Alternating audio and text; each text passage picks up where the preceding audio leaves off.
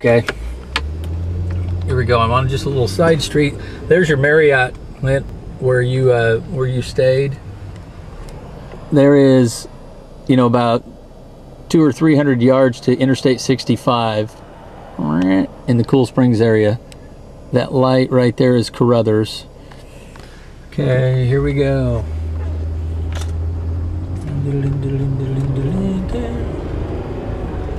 Still just some corporate buildings, medical office buildings. That's actually a record label right after the bank there. That's doctor's offices here.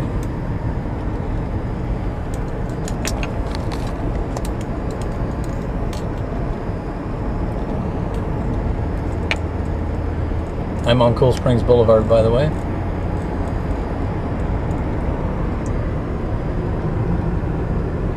Here's some houses in the Enclave, which these are upper hundreds of thousands and beyond. And that's Karen Bridge. That's like a less expensive section of it, but those are usually 5s and up in there.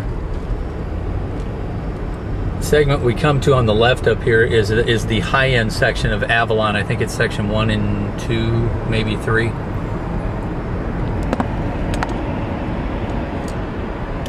It's over here. This is Ashton Park over here on the right. So you see Ashton Park. And that's the manor at Ashton Park. Sorry. Here's the other Avalon section.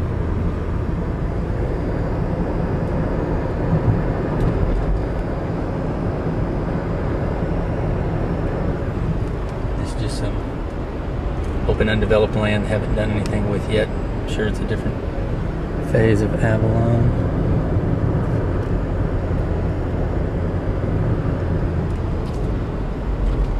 Here's a really nice fire station. Oh, speaking of fire station, there was that was a fireman, it wasn't a cop.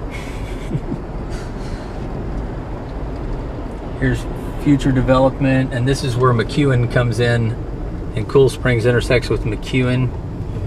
There's an interstate exit on McEwen they've opened, but the last little phase, probably about a quarter mile long, they have not opened yet here at this 4-way stop. You can see that section they haven't opened yet, so it's not straight open to the interstate, but it will be soon.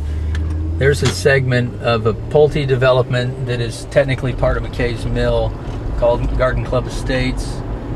There's some custom guys in there, and as well as the Pulte volume built guys. See, this is Garden Club Estates. This is all undeveloped land, but 100% sure will at one time. This road winds around quite a bit, and the trees are real close. It's fine. It's it's paved, but you get to see how long it is. I think it's about 2 miles. And there's some little segments of some housing over there that's part of McKay's Mill, but for the most part it's just undeveloped land right now.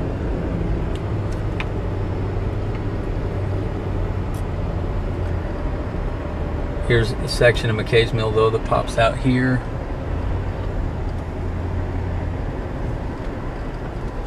Here's a construction entrance to Avalon, but still a lot of undeveloped land.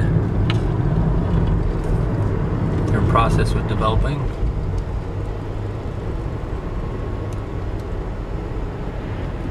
I don't know if you'll be able to catch some houses down there in the hill, but this road winds and goes kind of up and down a bit.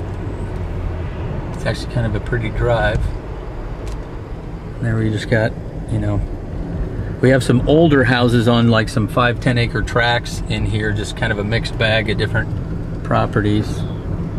I'm sorry it winds so much, I cannot watch what I'm doing driving wise very well. There's a few of these kind of older, like there's one that sits real close to the road. Got a lot of vacant land, even still a little bit of it's farmed or has some animals on it. But now the last little leg of this road before it comes to a T is this is where the Avalon section where the subject house is located.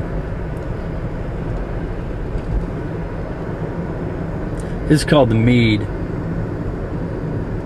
The Mead of Avalon. You can see there's a little kind of fountain thing at the front.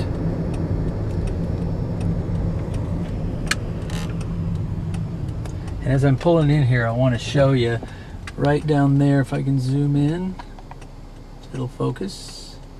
That's where it comes to a T. That's Wilson Pike, if you ever want to map it. That's Wilson Pike. And directly, like not 100 feet, this direction from that intersection, there is a gully down there, and there's a train down there. It's a train track.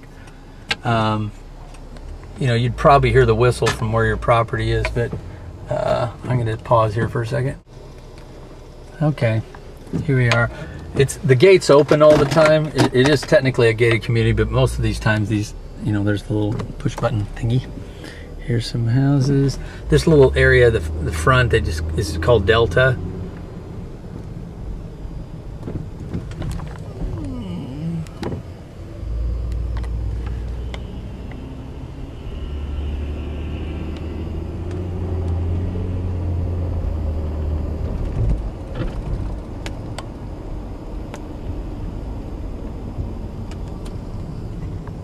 You have this little cute little bell tower thing. And then they have a circle. We drive around.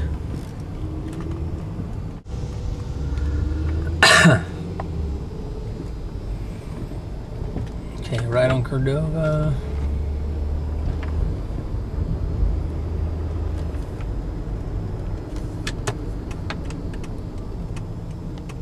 Left on Pennystone. That's the little cabana and then the pool area right there. And the train is on the other side of a kind of a green buffer area there.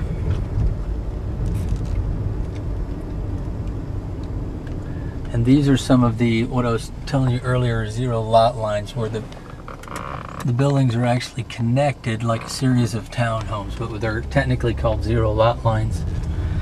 Now we're back to single family unconnected homes.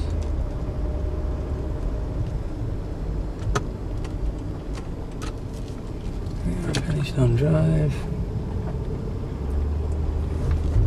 And then here's the house right here. 507.